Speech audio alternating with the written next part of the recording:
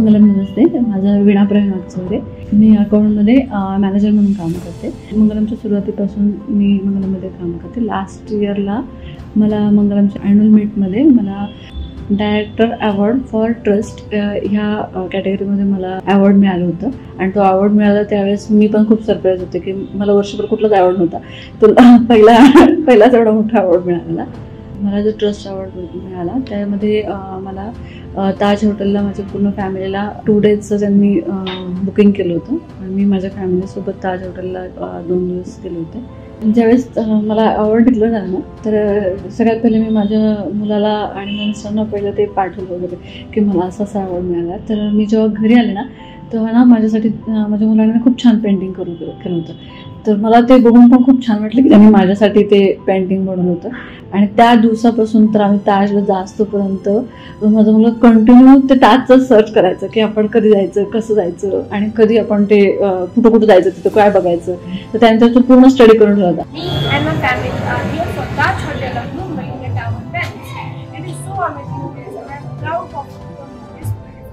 सगळ्यात जास्त एन्जॉय करणारी व्यक्ती फक्त तीच होती. आणि त्याच्या चेहऱ्यावरचा आनंद बघून मला असं वाटतं की मला तो एक अवॉर्ड मिळाला, पण मला 200% जास्त त्याने ते खूप एन्जॉय करत होता आणि तो मला खूप बरं वाटलं. ॲक्च्युली इन जनरल आपल्या लाईफमध्ये सगळ्यांना आपले सुपर हिरो आपले पप्पाच असतात. म्हणजे प्रत्येकाला आपले पप्पाच हिरो असतात.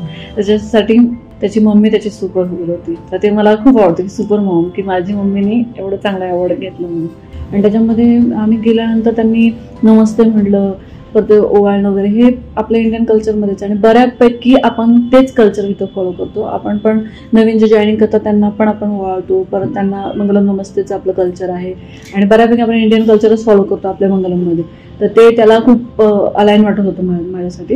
रूम वगैरे बघितले आम्ही सगळे आणि आम्ही तिथं जेवढं पण त्यांनी पॉईंट्स सांगितले ते बघायचे. आम्ही ते इच अँड एव्हरी पॉईंट्स बघितले. रूम पासून असा व्ह्यू होता की गेट ऑफ इंडिया, समुद्र दिसत होता, ते शिप दिसत होते की हे व्ह्यू बघायसाठी लोक कितीतरी तरसतात. आणि तो आम्ही आत बघत होतो आणि बाहेरही लोक फोटो घेत होते.